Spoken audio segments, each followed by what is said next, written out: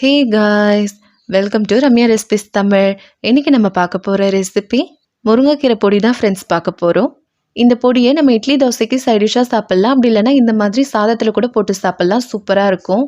இந்த முருங்கைக்கீரை பொடியை நல்லா சூடாக இருக்க சாதத்தை கூட போட்டு சாப்பிடும் போது சூப்பராக இருக்கும். வீடியோக்குள்ளே போகிறதுக்கு முன்னாடி ஒரு அன்பான வேண்டுகோள் ஃப்ரெண்ட்ஸ், நம்ம சேனலை சப்ஸ்கிரைப் பண்ணாத நண்பர்கள் சப்ஸ்கிரைப் பண்ணிக்கோங்க.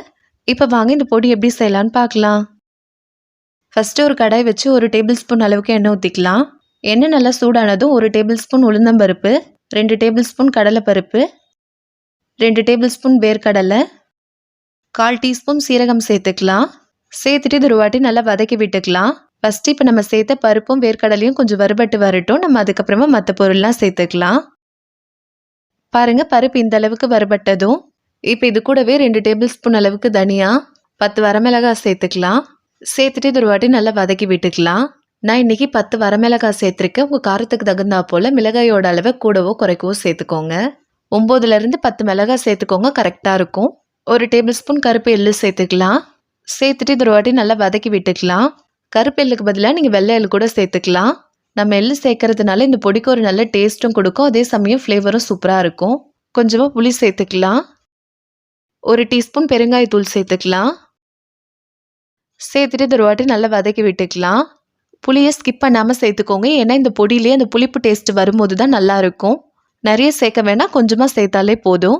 பாருங்கள், இப்போ நம்ம சேர்த்த பொருள் எல்லாமே நல்லா வறுபட்டு வந்துருச்சு. இப்போ இதை மிக்ஸி ஜாரில் மாற்றிக்கலாம். இப்போ அதே கடாயிலே 1 டீஸ்பூன் அளவுக்கு எண்ணெய் ஊற்றிக்கலாம். முருங்கைக்கீரையை நல்லா வாஷ் பண்ணி காய வச்சு எடுத்து வச்சுருக்கேன். இப்போ முருங்கைக்கீரையை சேர்த்துக்கலாம். முருங்கைக்கீரையில் கொஞ்சம் தண்ணி கூட இருக்கக்கூடாது, நல்லா காஞ்சி இருக்கணும்.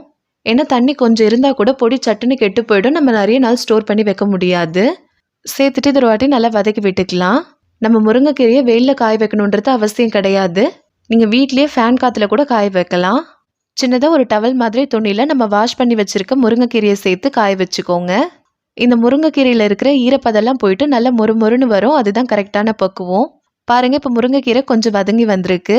இது இன்னுமே நல்லா வறுபட்டு வரணும். பாருங்க, முருங்கைக்கீரை நல்லா வறுபட்டு வந்திருக்கு. இந்த மாதிரி நம்ம கையில் எடுத்து பார்க்கும்போது நல்லா பவுடர் ஆகணும், இதுதான் கரெக்டான பக்குவம். இப்போ இதை வேற ஒரு பிளேட்டுக்கு மாற்றிக்கலாம். இந்த பொடிக்கு தேவையான அளவு உப்பு சேர்த்துக்கலாம். இப்போ இது கூடவே 1/4 டீஸ்பூன் மஞ்சத்தூள். ஃபஸ்ட்டு இதை அரைச்சிட்டு நம்ம அதுக்கப்புறமா வறுத்து வச்சிருக்க முருங்கைக்கீரை சேர்த்து அரைக்கலாம். இப்போ இது மூடி போட்டு மூடி கொரகொரப்பாக அரைச்சிட்டு வந்துடலாம். பாருங்க, அரைச்சிட்டு வந்தாச்சு. இந்த அளவுக்கு நல்லா கொரகொரப்பாக இருக்கணும். நம்ம எள்ளு தனியாலாம் சேர்த்ததுனால இதோட வாசனையே சூப்பராக இருந்துச்சு. இப்போ இது கூடவே முருங்கைக்கீரை சேர்த்துக்கலாம். சேர்த்துட்டு இப்போ இது மூடி போட்டு மூடி கொரகொரப்பாக அரைச்சிட்டு வந்துடலாம். பாருங்கள், அரைச்சிட்டு வந்தாச்சு. இந்த அளவுக்கு நல்லா கொரகொரப்பாக இருக்கணும். இந்த பொடி ஃபைன் பவுடராக இருந்தால் நல்லா இருக்காது, கொஞ்சம் கொரகொரப்பாக இருந்தால் தான் நல்லாயிருக்கும். நம்ம இட்லிக்கு பருப்பு பொடியெலாம் அரைப்போம்ல, அதே மாதிரி தான் இதை கொரகொரப்பாக அரைக்கணும், அப்போ தான் நல்லாயிருக்கும். இது சூடு நல்லா குறைஞ்சதுக்கப்புறம் ஒரு ஹேர்டைட் கண்டெய்னரில் நம்ம ஸ்டோர் பண்ணி வைக்கும்போது 3 மாதம் ஆனாலும் கெட்டு போகாது. நம்ம தண்ணி படாமல் பார்த்துக்கிட்டோன்னா நிறைய நாள் ஸ்டோர் பண்ணி வைக்க முடியும்.